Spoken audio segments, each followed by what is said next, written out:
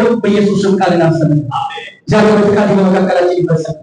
ታላቅ የወደድከው እግዚአብሔር አምላክ ሆይ ለዚህ ለዚህ ቤተክርስቲያን ለዚህ ህዝብ እግዚአብሔር ልትናገረው የወደድከው በኢየሱስም ተናገር።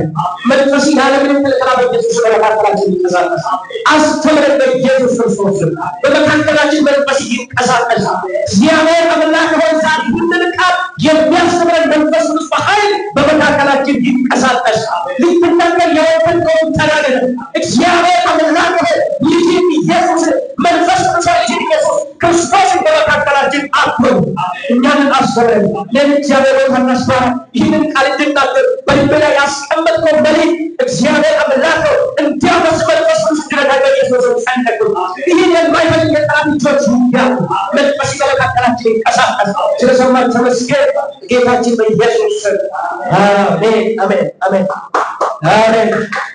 ይሁን ኢየሱስ ዛሬ ጌታ በልቤ ላይ ያስቀመጠው በዚህ ክፍል ምዕራፍ 15 ከቁጥር 11 ጀምሮ እስከ 32 ነው ያነበብነው። በዚህ ክፍል ውስጥ ወይ በዚህ ቁጥር ውስጥ ወደ 18 ቁጥሮች ነው ያለው። በእነዚህ ውስጥ 3 ነጥቦችን ለማየት ሞክሬያለሁ። ይህንን 3 ነጥቦች አብረን እንከፋፈላለን። እግዚአብሔር በዚህ ቃል ያስተምራል። ስንታችሁ ተዘጋጅታችኋል? እግዚአብሔር ዛሬ በዚህ ምሽት ለእኔና ለእናንተ ያለውን መልእክት ያመጣል። ስለ እግዚአብሔር አባትነት ነው በዚህ ውስጥ የምንማረው። ርዕሱ የእግዚአብሔር አባትነት። ይህ ክፍል ላይ አሁን ያነበብነው ጌታ ኢየሱስ ክርስቶስ ከምዕራፍ 15 ከቁጥር 1 እስከ 7 ስናነበው አጣተኞችና ቀራጮች ወደ ኢየሱስ መጥተው ከሱ ጋር ኢየሱስ ደግሞ ምግብ ሲበላ ፈሪሳውያንና ጻፊዎች አዩና ኢየሱስን ከሰሱት ይላል ብሎ ይጀምራል። ኢየሱስን ከሰሱት። ጌታችን ኢየሱስ ክርስቶስ የመጣበት አንዱ ዓላማ የጠፉት ለመፈለግ አጣተኞችን እግዚአብሔር መንግስት ለመመለስ እና ዋናው ዓላማ ይህ ሆኖ ሳለ እነዚህ ፈሪሳውያንና ጻፊዎች ግን እሱ የእስራኤል አምላክ ነው ያለ ከአጣተኞች ጋር ይበላል ብሎ በዚህ በጌታ በኢየሱስ ክርስቶስ ላይ አጎራረሙት እና አንድ ሐሳብ በዛ መካከል አለ። ጌታችን ኢየሱስ ክርስቶስ ይህንን ሐሳብ ባነሱ ጊዜ ሰማቸውና አንድ ሰው አለ ብሎ ይጀምራል። አንድ ሰው 100 በጎች ቢኖሩት ከ100 በጎቹ አንዱ ቢጠፋ 99ኙን ትቶ አንዷን የማይፈልግ ሰው አለን ብሎ ይጠይቃል። የማይፈልግ አለን? ባገኘው ጊዜ ያቺ የጠፋችውን በግ በትከሻ ላይ ተሸክሞ በምስጋና በደስታ የማያመሰግን ከጎረቤቶቹ ጋር ከሰፈሩ ጋር የማያመሰግን ሰው አለን ብሎ ስለጠፋ በግ ይነግራቸዋል። ስለዚህ እናነባለን ከቁጥር 1 ላይ እንደዚህ ነው። አንድ ቀራት ሰብሳቢዎች ሲሰሙት ሁሉ ሲሰሙት በዙሪያው ተሰበሰቡ። ፈሪሳውያንና ጻፊዎቹም ይህ ሰው ኃጢአተኛ ይቀበላል ከነርሱም ጋር ይበላል እያሉ አጎራረሙ። ኢየሱስ እንዲህ ሲል ይህንን ምሳሌ ነገራቸው። ከእናንተ መካከል አንዱ 100 በጎች ቢኖሩት ከነሱ አንዱ ቢጠፋበት 99ኙን በሜዳ ላይ ጥሎ የጠፋውን እስኪያገኝ ድረስ ሊፈልገው የማይሄድ ማን ነው? ባገኘው ጊዜ ደስ ብሎትም በጫንቃው ተሸክሞ ወደ ቤቱም ይመልሳል። ተሸክሞ ባገኘው ጊዜ ደስ ብሎትም በጫንቃው ተሸክሞ ወደ ቤቱም ይመለሳል። ወዳጆቹንና ጎረቤቶቹን በአንድነት ጠርቶ የጠፋው በጌን አግኝቻለሁ፣ ከኔ ጋር ደስ ይበላችሁ እላችኋለሁ። እንዲሁም ንስሐ ከሚያስፈልጋቸው ከ99 ጻድቃን ይልቅ ንስሐ በሚገባ በአንድ ኃጢአተኛ በሰማይ ደስታ ይሆናል ብሎ ይመልስላቸዋል። ይህ ነው የእግዚአብሔር አባትነት። አሁን ጌታ ኢየሱስ ክርስቶስ እነዚህ ሰዎች የእግዚአብሔርን አባትነት የእግዚአብሔርን ታላቁን ፍቅር ለነዚህ ፈሪሳውያኖች ለማስተማር ሲል በአንድ በዚህ ሰውዬ አስመስሎ ይነግራቸዋል። 2 ልጅ ያለው አባት ነበረ። አንዱ የሚያስፈልገው ነገር ስጠኝና ብሎ ከቤት የወጣው ልጅ ማለት ነው። ከዚህ አባት ጋር አመሳስሎ ስለ እግዚአብሔር አባትነት ያስተምራቸዋል። ስለ እግዚአብሔር ፍቅር ያስተምራቸዋል። ወይ ስለ እግዚአብሔር አባትነት ያስተምራቸዋል። በዛ ጊዜ እነሱ ሰውን የመረጠ ወዳጅ ያደርጋሉ፣ አብሮ ይበላሉ፣ አብሮ ይጫወታሉ፣ ጊዜ አብሮ ያሳልፋሉ። ጌታችን ኢየሱስ ክርስቶስ ግን ከኃጢአተኞች ጋር ከምስኪኖች ጋር ጊዜ በማሳለፉ እንዴት እንደዚህ ይሆናል? ይህ ሕጋችን አይፈቅድም፣ ስርዓትም አይደለም። ወገኖች የእግዚአብሔር አባት ደግሞ የእግዚአብሔር አባትነት ከዚህ ያለፈው እኛን ለማግኘት ነው ወደዚህ ዓለም። ስለዚህ የጌታችን የኢየሱስ ክርስቶስ ወደዚህ ዓለም የመምጣቱ አንዱ የጠፋው በግ ለመፈለግ ነው። ጠፍተን የነበረን ሰዎች ነን። ከእግዚአብሔር መንግስት ወጥተን የነበረን ሰዎች ዘፍጥረት ላይ እግዚአብሔር ሰማይና ምድር ከፈጠረ በኋላ በምድር ላይ የሚኖሩ አራዊቶች፣ እንስሳቶች በጫካ ውስጥ የሚኖሩ በውሃ ውስጥ የሚኖሩ ከፈጠራቸው በኋላ ሰውን ፈጠረልና ሰውን እንደዚህ አለ፣ ግዙ፣ ብዙ፣ ተባዙ፣ እነዚህን ደግሞ ምን አድርጉ? ግዙ። ራስ አደረገን። እግዚአብሔር የገዥነትን ስልጣን ሰጠን። ሰይጣን መጣና ያለማችንና እግዚአብሔር ግዙ ብለን የሰጠነው የተሰጠን ስልጣን የእግዚአብሔር የሰጠን የገዥነትን ስልጣን ሰይጣን መጣና ከሰው ልጅ ወሰደው። ያንን ከሰው ልጅ የወሰደው እግዚአብሔር ለመመለስ አንድያ ልጁን ወደዚህ ምድር ላከ።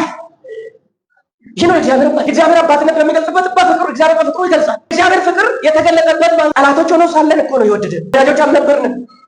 እግዚአብሔር እንዲወደድን የሚያደርገን አንዳች ነገር አልነበረም። ነገር ግን አባትነቱ አላስቻለምና ከመንግስቱ የወጣበት ፍለጋ በአንዱ በኢየሱስ ክርስቶስ በኩል መጣ። ስለዚህ ደስ ይበላችሁ። የእግዚአብሔር አባትነት ሁልጊዜ ከእኛ ጋር አባት አለኝ በሉ እስኪ። ምናልባት ሰው ጠያቂ የሚኖረው ካለው ምናልባት ካለው መልክ ካለው የሆነ ደጋግ ካለው ዘመን የሚኖረው አንዳንድ ዘመን የሚኖረው እንደዛ ሲሆን፣ ለምስኪኖች ግን ያለምንም ቅድመ ሁኔታ የወደደው የእግዚአብሔር ፍቅር በሁኔታ ላይ ያልተመሰረተ አንኮንዲሽናል ላቭ የሚባለው የእግዚአብሔር አጋፔ ፍቅር ሰውን ለመውደድ የሆነው ምክንያት ያስፈልጋል። ባልና ሚስት ለመጋባት የሆነው ምክንያት ያስፈልጋቸዋል። ወይ ሰማይ ወይ ዓለም የሆነ ነገር ተወደደ ሰው የሚባላለን። የእግዚአብሔር ፍቅር ግን ከዚህ ሁሉ ውጭ ነው። አሜን። ይህን ክፍል ሲያነቡ በጣም ማታ እየተኛው አሰላስላለሁ እንባዬ ያያዝኛል። እንደገና መልእክት ሆኖ በውስጤ ይፈሳል። ምን አይነት የእግዚአብሔር አባት ነው። ስለዚህ በዚህ ክፍል ላይ ይህ ሰው ሁለት ልጆች አሉ። ለእግዚአብሔር አስመስሎ ጌታ ኢየሱስ ያስተማረው ሁለት ልጆች ነበሩ። አንዱ አባቴ ሆይ አለ ድርሻዬን ስጠኝ እና ልሂድ አለ። ይህ ሰው ድርሻዬን ስጠኝ ብሎ አባቱ እምቢ ስላለ ልጁ መሄድ ስለፈለገ እሺ ብሎ አካፍለውና አንዱ ለቤት ለቀረውን አካፍሎ ሰጠ። ልጁ ወስዶት ምን አደረገ? ወደ ሩቅ አገር ሄደ ይላል። ያ ሩቅ አገር ሄደ የሚባለው ሩቅ አገር ማለት መንገድ ብቻም አይደለም። ይህ የሚያስተምረን ከእግዚአብሔር የመራቅ መንፈሳዊ ነገሩ ከእግዚአብሔር የመራቅ ነገር ነው። አይታችሁ እግዚአብሔር ሆይ ስጠን ብለን እግዚአብሔር ሆይ ቀባን ብለን እግዚአብሔር ስጠን ብለን ከተቀበልነው በኋላ ከእግዚአብሔር የመራቅ ይህ ልጅ ከአባቱ ድርሻው ስጠኝ አለ። ድርሻው ስለሆነ ሰጠ። ከወሰደ በኋላ ወዴት ሄደ ይላል? ሩቅ አገር ሄደ ይላል። ከቤቱ ከእግዚአብሔር ቤት ከእግዚአብሔር መንግስት ርቆ እንደሄደ ያስቆጥራል። ይህ ሰው የሚገርማችሁ ጥሩ ነገር በውስጥ የሞላው ነገር ቶሎ ብዬ እመጣበታለሁ። ግን ሩቅ አገር ሄደው ከእግዚአብሔር ቤት ጠፍቶ የሄደ ሰው ይህ ልጅ ልክ ከእግዚአብሔር ቤት ጠፍቶ እንደሄደ ሰው ነው የሚያስመስለው። ሄደና እዛ ቦታ ሩቅ አገር ከሄደ በኋላ የነበረውን ሀብት ከአባቱ ቤት ወስዶ የሄደውን ምን አደረገው? በዝሙት ጨረሰው። በጋለሞታዎች ጋር በመክፈል ወጪ በማድረግ አወጣና ጨረሰው። ከጨረሰ በኋላ ታላቅ ራብ ሆነ እዛ ሀገር። ራቡ ሲሆን አሁን አብዱ ጨርሷል። አጠገቡ ያሉት ጨርሶባቸዋል። ባዶ ሆነ። ራብ ነው። ስለዚህ አስበው ምን አደርጋለሁ አለ። ስለዚህ ምን አደርጋለሁ? እዛ ከተማ ወይ እዛ አገር እሪያ ለመጠበቅ ገባ። ሰው ቤት ገባ። በጠበቀው ጊዜ ምግብ የሚሰጠው ሰው ጠፋ። የሚበላ ጠፋና የእሪያው ምግብ ለመብላት ተመኘ ይላል እንጂ በላው ቃል አይልም። ተመኘ ለመብላት እሱንም እንኳን አልሰጡም ይላል። አልሰጡም። በአይሁድ ሕግ እሪያ መጠበቅ ወይ አሳማ መጠበቅ ማለት ራሱ በጣም ከእንስሳቶች ሁሉ እንደ ርኩሳት የሚያዩት አሳማ ወይ እሪያ። ልጁ ግን ያንን ባህልን እንኳን ጥሶ ሄደ ጠበቀው። ምግቡን ካለ መብላት ተመኘ ይላል። ይህ ሰው ራብ ብቻ አይደለም ያጋጠመው፣ ስብዕና ሁሉ ጣለው። ብዙ ነገሩ ተበላሸ። አያችሁ፣ ከእግዚአብሔር ቤት የራቀ ሰው፣ ከእግዚአብሔር ቤት የጠፋ ሰው እንዲሁ ነው ጠላት የሚጫወትበት። እንዲሁ እግዚአብሔር አባትነት ግን ልጄ መቼ ይመለሳል ያለ ይጠብቃል። መቼ ይመለስ ሊሆን ያለ ይጠብቃል። 3 ጊዜ ባካሪክ ያለው የከበደኝ ዘፈን ከውስጥ ያልወጣ ብሎ የዘፈን ድምፅ ስሰማ ልክ ያኔ ከብቶችን በምንጠበቅበት ጊዜ አባቴ እንደዚህ ይላል። ከብቶች እየጠበቀን ልክ ከውጭ ወደ ቤት ለማስገባት ማለት መጣ። ከጎረቤት ዘፈን ከሰማ በጎቹን ከብቶቹን ጥዬ ወደዛ ገባለሁ። ከብቶቹ በሄዶ የሰውን ኢሎችን ጨርሳሉ። አባቴ ታበሳጭቶ ማታ በመንደሩ እየዞረ ይፈልገኛል፣ ሊደበድበ ይፈልገኛል። እኔ ይሄን ነው። ከዛ አንድ ቀን እንደዚህ አለ። ይህ ልጅ ሰው አይሆንም። ዘፈን የሚወድና የሚሞክር የሚወድ ሰው አይሆንም ብሎ ይመጣልና ይህ ልጅ ሰው አይሆንም። እቺ ብዙ አልሞክርም ሰው አይደለም ዘፈን ነው እኔ የወሰነ እና አንድ ቀን እንደዚህ አለች ብሎ ጃሙ አዲስ አበባ ገብቼ አንድ ቀን ነው የሞከርኩት ታዲያ ማለት። ከዛ አንዷን ሲወስዳት መረረኝ። ከዛ ተውኩት፣ አልጨረስኩት እሱ እና አባቴ እንደዚህ አለ። ይሄ ልጅ ሰው አይሆንም። እነዛ ጴንጤዎች አይዘፍኑም አይደለም? አዎ አይደለም አይደል? አዎ ይሄ ልጅ ጴንጤ ይሆናል። አንተ ጴንጤ ይላል ራሱ ካልሆነ እኔን ግን ከዘፈን ሊያሸሸኝ ሰው ስለማይሆን ጴንጤ ይላል። ለምን አብረን አለ ዲማሉ ታዲያ። ከዛ ተበሳጨና 3 ጊዜ ባክ ያደረኩት ክፍለ ሀገር አንዴ አዲስ አበባ ገብቼ 2 አዲስ አበባ ታውቃላችሁ፣ ጫካ ነው። አጋ ጉዳጌ ኩባጉንደ Hatina wajini gara koraba yana mana gota agani bande bine sejama agani nyatane chakra mudagesa kubando kundelu hatina wajini gara koraba አካሮ አዲስ አበባ የመጨረሻ ጊዜ ወደ ምድረ በዳ ወሰደኝና አባበለኝ ወደ ምድረ በዳ ወሰደኝ ልክ ቃሉ እንዳለ እዛ ቦታ ሰው የማይደርስበት ቦታ ወስደው ጭምቅ አድርጎ ጨርሶልኝ ጌታ ሆይ ሁለተኛ አልመለስም ብዬ እጅ ሰጥቼ ገባሁ። ከዛ ቀን ጀምሬ ገቢ ሆኜ ቀረሁ። ለጌታ ክብር ይሁን እና ከጥቂት ቀን በኋላ ታናሹ ልጅ ሁሉንም ሰብስቦ ወደ ሩቅ አገር ሄደ። ዛም እያባከነ በቅንጥልነት ሊኖር ያለውንም ሁሉ በተነ። ዋና ዋና ሶስት ነጥቦችን በዚህ ምድር እናያለን። አንደኛ ነፃነትን ፈለጋና ከአባት መለየት። ይህ ልጅ ከቤት የወጣበት አንዱ ነፃነት ፈለገ፣ ከአባት መለየት፣ ነፃነት ፈልጎ። አሁን አንዳንድ ጊዜ ወጣቶች ትዝላችሁ እንደሆነ አሳልፈን አላሁን ምናልባት ያለው አሉ አይጠፉም። እና ወጣትነት ምንድነው? በወጣትነት ጊዜ ሰው ነፃነትን ይፈልጋል። አባቱ የት ገባ የት ወጣ እንዲባል አይፈልግም። ይሄ ልጅ ይመስላል ከዚህ ነፃነት እፈልጋለሁ ብሎ ሀብቱን ድርሻን ወሰደውና ሩቅ አገር ምን አደረገ? ሄደ። ይህ ነፃነት ግን ትክክለኛ ነፃነት አይደለም። ከጌታ ቤት ወጥተን ምን አይነት ነፃነት ነው የምናገኘው? ወንድሞቼ፣ ወገኖቼ፣ እህቶቼ ምን አይነት ነፃነት ነው የሚኖረው? ይህ ልጅ እኮ ከጌታ ቤት የወጣ ልጅ ነው የሚመስለው። ስለዚህ የእግዚአብሔር አባትነት ይህንን የጠፋው ልጅ አባቱ ምናልባት ልጄ አንድ ቀን ይመለስ ይሁን ብሎ ሳይጠባበቅ ይቀራል ብላችሁ ከጌታ ውጭ ምን አይነት ነፃነት አለ? ስንታይ አንዳንድ ጊዜ እግዚአብሔር ቃል ብዙ ነገር ስለሚከለክለን ከቤት ነፃነታችን የተነፈግነ ይመስልን። ነገር ግን እግዚአብሔር ነፃነታችን የሚመስለው ገዳዮች ናቸው፣ የሚገሉ ናቸው፣ መንፈሳችን የሚገሉ ናቸው። ታናሹ ልጅ ከአባቱ ቤት ርቆ መሄዱን መረጠ። ይህ የሚያሳየው ሰው ልጅ ከእግዚአብሔር ጥበቃና ፈቃድ ወጥቶ በራሱ መንገድ ለመምረጥ የሚወስደው የተሳሳተ ውሳኔ ነው። ከእግዚአብሔር ጥበቃና ከእግዚአብሔር ፈቃድ ወጥቶ የሚሄድ የተሳሳተ ውሳኔ ነው።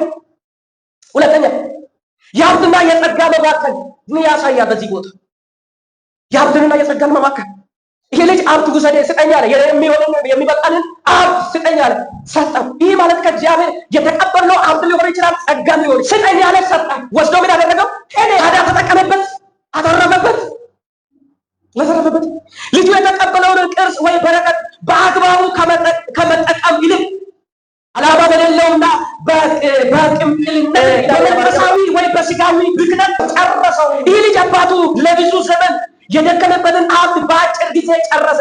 ይህ ማለት እግዚአብሔር ጸጋ ሀብትና ጊዜ ሰጥቶ፣ የሚገርማችሁ ይህ ልጅ አልደከመበትም፣ አልለፋበትም። አባቱ እንዴት እንደሰበሰበው አባቱ ብቻ ነው ማለት፣ ግን ልጅ ነውና ድርሻ ስጠኛል።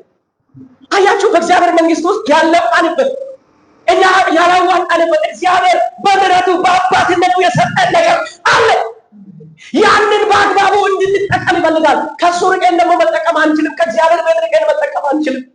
ይህ እንቁ የሆነው እግዚአብሔር የሰጠን ነገር በቤቱ ስንሆን ነው የምንጠቀምበት። ለዛ ነው ይህ ልጅ ሀብቱንና ከአባቱ የወረሰውን ወስዶ ሄደው አባከነው። በአንድ አጭር ጊዜ ተጨረሰው። ትዝላችሁ ከሆነ አንዳንድ ሰዎች መጠጥ ጠጥተው ሲሰከሩ ከበር መልስ እኔ ነው የምጨርሰው የምዘጋው ይላል። ከበር መልስ እኔ ነው የምሸፍነው ይላል። ከበር መልስ ያስከፈለው እንዲያወጣ ያደረገው የጠጣት ነገር ነው። ሊረዳ ያለው ሌላ አካል ነው። ይህ ልጅም ሌላ አካል የረዳ ስለሆነ በቤቱ ወስዶ ከአባቱ ቤት ወስዶ የወጣው ባንዴ ጨርሶ። ያችሁ ከእግዚአብሔር ፈቃድ ውጭ፣ ከእግዚአብሔር አካሄድ ውጭ፣ ከጌታ ቤት ውጭ የምናሳልፈው ሁሉ ብክነት ነው የሚባለው። የሀብት ብክነት፣ የጊዜ ብክነት፣ በማይጠቅመንና ነገ የማይጠቅመን ቦታ በመዋል በማሳለፍ ብክነት። እድሜያችን ይባክናል፣ ሀብታችን ይባክናል፣ ያለነውን ነገር ሳንጠቀም ባክኖ ይቀራል። ነገር ግን የእግዚአብሔር አባትነት እስክንመለስ ይጠብቅ። ባታ ስንመላለስ ይህ ሁሉ በማይጠቅመን ነገር ላይ እናጠፋለን። ከዚህ ልጅ የምንማረው ሳይደክምበት የመጣ ሀብት ዝና፣ ልጅ ሳይደክም የተቀበለው ሀብት ነው። እኛም ደግሞ ምናልባት አንዳንድ ሰዎች ሳይለፉበት ሳይደክሙበት አንዳንድ ጊዜ ሀብት ሊመጣ ይችላል፣ ዝና ሊመጣ ይችላል፣ የተለያዩ ነገር ሊመጣ ይችላል። ያ ሁሉ ስላልደቀምንበት አንድ ቀን እናጥፋለን። እኛንም ወዶ ይሄድ። ሳይደክም የመጣ ሀብት የተቆረጠ ጨለ የሚባለው ታውቃላችሁ? እንትን አለ፣ ክር አለ። በክር ውስጥ ነው የምናሳልፈው። ድንገት ያ ጨለ ቢቆረጥ ተበትኖ ይቀራል። አንድም አንዲትም በአንድ ሰከንድ ነው የሚበተነው ቤት ውስጥ። ሳይደከምበት የመጣ ነገር ሁሉ እንዲሁ አያያዙን አንችልበት። ለዚህ ነው እግዚአብሔር በእያንዳንዱ ጉዳይ ላይ መስመር እንድንይዝ ስለምንፈልግ አንዱ በእያንዳንዱ ጉዳይ እንድንማር ይፈልጋል። አያያዙን እንማርበታል። ስለዚህ ይህ ልጅ ከአባቱ ቤት አይኑን አነሳና የታደረገው ሩቅ መንገድ አደረገው። ጌታ እግዚአብሔር ቃል ግን እንደዚህ ያለ አስቀድማችሁ የእግዚአብሔር ጽድቅና መንግሥቱን ምን አድርጉ ፈልጉ፣ ሌላ ምን ያደርጋል ይጨመርላችኋል። አንድ ሴት የሆነ ጊዜ እንደዚህ ያለች በሚዲያ ማግባት ፈለገች። አንድ ሴት ማግባት ፈለገች እና በሚዲያ ማን ነው የሚያገባኝ ብላ ማስታወቂያ ታወጣለች። ባለቤት ማን ነው ሀብት አላት፣ ቤተሰብ ባለ ሀብት ናቸው። የሚያገባኝ ሆን ፈልጋለሁ ብላ ማስታወቂያ ያወጣች። ከዛ ሰው ሁሉ እቺ ባለ ሀብት መሆኑን አወቁና ሁሉም መስፈርቱ ምንድነው ያለ ስክሪን ሳያወጣ ይቀራላችሁ። ከዛ መስፈርቱን ይጽፋል። ነገ እኮ ለመወዳደር ነው ሄደው ከዛ አደረገው። ጻፉ። አንድ ደግሞ ደሃ ልጅ ነበረ ማለት ምስኪን ሰው ነበር። ቴሌቪዥን እንኳን ያለው ጎረቤት ሄዶ እንደዚህ ብሎ አያት። ሲያያት ማን ነው የሚያገባኝ ብላ ስትናገር ሰማ። እሱ ደግሞ ማግባት ይፈልጋል፣ ነገር ግን ሀብት የለውም። ቅድመ ሁኔታ የሚያስፈልገው የተባሉት ነገር የለው እና እንደዚህ አለ። አያትና እቺ ልጅ እኔ አገባለሁ ሄዶ ለጓደኞቹ ነገር እኔ እቺ ልጅ አገባለሁ። አንተ ምን ሆነሃል? መስፈርቱ ነው ቃል ምንድነው መስፈርቱ አለ። እበላለሁ። ምንድነው መስፈርቱ መሰላችሁ? ከኔ ጋር ጠዋት ተነስተን ሩጫ እንሮጣለን፣ የሚቀድመኝን ሰው አገባለሁ አለች። ሰው ሁሉ ስኒከር ገዛ፣ ስፖርት ልብስ ገዛ፣ ጠዋት ተሰለፈው። እያንዳንዱ በመስመር ይዞ ይሮጣል እንግዲህ ከእሷ ጋር ለማግባት። ከዛ በኋላ ምናልባት ያላቸው ሰዎች ይመጡ፣ ሁሉም ሰልፍ ያዙ። ሰልፍ ሲይዙ ሁሉም ይሮጣል። ለካ ልጅቷ ሮጣ አይደለም የምታሸንፈው። የሰው አይን በምን ላይ ነው? በገንዘብ ላይ ነው። ልጅቷን ማግባት የማይፈልግ ብዙዎች አሉ። በዛው ምንድነው ለሀብት ብሎ የሚሄዱ አሉ። ስለዚህ ምን ታደርጋለች? ወርቅ ኪሷ ውስጥ ታደርገውና ሩጫ ስትጀምር ወርቋን ጣል ታደርጋለች። ግማሹ ዝቅ ያለ እሱ ሰበስብ ሳሮጣ ታሸንፋለች። አሁንም ያኛው ተሸነፈ። አሁን ሌላ ሜዳ ውስጥ ይገባል። እሱም ይመጣል። ሩጫ በሚጀምሩበት ጊዜ አሁንም ወርቋን ታነሳና ጣል ታደርጋለች። አዳረዚህ ከብሎ እሱም ይሰበስባል። እሷ ግን ሄዳ መጨረሻ ላይ ግን ያ ምስኪን ሰው መቼም ለምስኪን ሰው ተራ የሚሰጠው መጨረሻ ነው።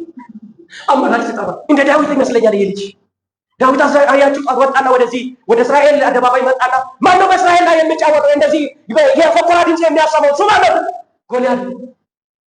ምንድነው ያለው? ጠዋት ማታ እየወጣ ከኔ ጋር የሚፎካከር እኔን የሚያሸንፍ ሰው ካለ እኛ ለነሱ እንገዛለን፣ ካልሆነ ደግሞ እናንተ ለእኛ ትገዛላችሁ ያለ 40 ቀን ጠዋትና ማታ እየወጣ እስራኤልን ያስደነግጣል። የእስራኤል ጦሮችን ያስደነግጣል። ዳዊት መጣች ነው ምን ችግር አለ ታዲያ? እኔ አነሳለሁ አለ። ዳዊቶች እኮ አሉ ዛሬ በጌታ በኢየሱስ ዳዊቶች አለ በኢየሱስ ጭቅ እንዳለ ነው የምሰማው። ደስ ብሎኝ ውስጤ ተሞልቷል። ጭቅ እንዳለ ሰው የእግዚአብሔር መላእክቶች በዚህ ስፍራ አሉ። የጌታ መንፈስ ደግሞ የከበረ መንፈስ ከኛ ጋር። ስለዚህ ብላ እኔ አነሳለሁ መጣና ታላቁ አንተ ልጅ ነው ትዕቢትን በጎች የምጠበቅበት ቦታ መልስ ይላል። አይደለም ትዕቢት አይደለም፣ ይሄ የእምነት ጉዳይ ነው። አንዳንድ ጊዜ የእምነት ቃሎች ትዕቢት ይመስላል። እምነት እኔ አነሳለሁ አለ እመጣባለሁ፣ በእግዚአብሔር ስም እመጣባለሁ። ውሻ መስሎ ነው አለ። እውነትም ራሱ ትንቢት ተናገረ በራሱ ላይ። ውሻ ሆኖ ቀረ መንገድ ላይ። ከዛ ይሄ ልጅ ምስኪን ልጅ አሁን ተራ ደረሰና መጥቶ ሜዳ ውስጥ ገባ። ሜዳ ውስጥ ስገባ ሩጫ ተጀመረ። ልክ እንደ ሌሎች መስራት እሷ አሁንም ብናደረገችው ወርቁን አወጣችና ጣለች። ልጁ ወርቁን ተወሰ ወደ ይወጣል። ወርቁን ጥሎ አሁንም አወጣች ጣለች። ምናልባት አንሶ ይሁንና ያለች በተነች። ልጁ ቆርጠው ሪባኑ ቆረጠ፣ አገባት። ሌሎቹ አይናቸው ምን ላይ ነበር? ወርቅ ላይ። ወገኖቼ ዛሬ አይኖቻችን በሚታይ ነገር ላይ አዩ። የወርቁ ባለቤት አምላካችን ላይ ናት። አባትነቱን እያጣጣመን እንድንኖር እግዚአብሔር ይርዳል። ወርቅ ገንዘብ ምኑ የእግዚአብሔር ነው። እነዛ ልጆች ለማግባት ሚስት ፈለጋ አደባባይ ማነው ሰልፉ ገብቶ ረሱት። የሚስት ጉዳይ ረሱ፣ ወርቁ ላይ አደረጉ። ያ ልጅ ግን ሚስቱ ላይ አይኖ ስላደረገ ዋናው የተፈለገው የወርቅ ባለቤት ነው አለ። ሩጫውን ቀጥለው መጨረሻ አሸነፈው። እሱ አገባት። ደስ አይልም? ቤተሰቧ ባለ ሀብት ነው። ያው እንግዲህ ዝላችሁ ከሆነ ልጆች ሴት ልጅ ስትዳር ምን አለው ቤተሰቡ ምን አይነት ነው ተብሎ ነው የሚጠራ። ሲጠራ ልጁ ቤተሰቡ ምንም ነው ነው። ከዛ ሚስቱ ይሄን ስለምታውቅ ልጅቷ አስቀድማ የልጁ ህይወት ላይ ኢንቨስት አደረገች። ቤተሰብ ሲያጣራ መኪና አለው እንዲባል ምን አለው እንዲባል አስቀድማ ሰራችበት። ልጁ አፈሰ። ስለዚህ የእግዚአብሔር አባትነት ዛሬ የሚያስፈልጉ ነገሮች ሙሉ ፓኬጅ በእግዚአብሔር እጅ ነው። ከዚህ አባትነት ሊበርደን አይገባም። የእግዚአብሔር አብሮነት፣ የእግዚአብሔር አባትነት ሊቀለድ አይገባም። ሁልጊዜ አባ አባትነቱ ያው ነው። ስትበረታም ያው ነው። ስትታመም ያው ነው። ዘመድ ጓደኛ ምናምን ብትከበብም ባትከበብም አባትነቱ ያው ነው። ስጋ አባት ልጁ ሌባ ከሆነ ልጅ ነው ማለት አያፍርበትም። እንደ ይካይዛል ስትሰው አይተናል። ዘመድ እንኳን የሆነው ስም ካለው ብቻ ነው ይሄ የኔ ዘመድ ነው ይባላል። ከሌለስ አራላችሁ ማን ይወዳል? እግዚአብሔር ግን ወዶናል። አሜን። ልጄ አንድ ቀን ይመለሳል። አሜን። ልጄ አንድ ቀን ልብ ይገዛል። አሜን። ደስ የሚለው የዚህ ልጅ ታሪክ መጨረሻ እንደጠፋ አልቀረም። ልጁ ልብ ገዛ። ሁለተኛ ሀብትና ጸጋ መባከን ነው። ሶስተኛ ጊዜያዊ ደስታ ነው የምንመለከተው እዚህ ውስጥ። በሩቅ አገር የነበረው ህይወት መጀመሪያ ላይ ደስ የሚለንና ነፃ እየመጣ ቢመስልም መጨረሻው ግን ይህ ጥቅስ የሰው ልጅ ከእግዚአብሔር ስርቅ የሚያጋጥመውን መንፈሳዊ ማንነታዊ ቀውስ የሚጀመርበትን ወሳኝ ክፍል ነው። ወሳኝ ክፍል ያሳየናል። መሳፍንት ምዕራፍ 16 ቁጥር 15 ጀምረን ብናነበው ጊዜያዊ ደስታ ፈልጎ ይሄ ሰው ጊዜያዊ ደስታ ሲመለከት ደስ የሚል ነገር ነው የምታየው። ውስጥ ስንገባ ግን ብክነት ነው።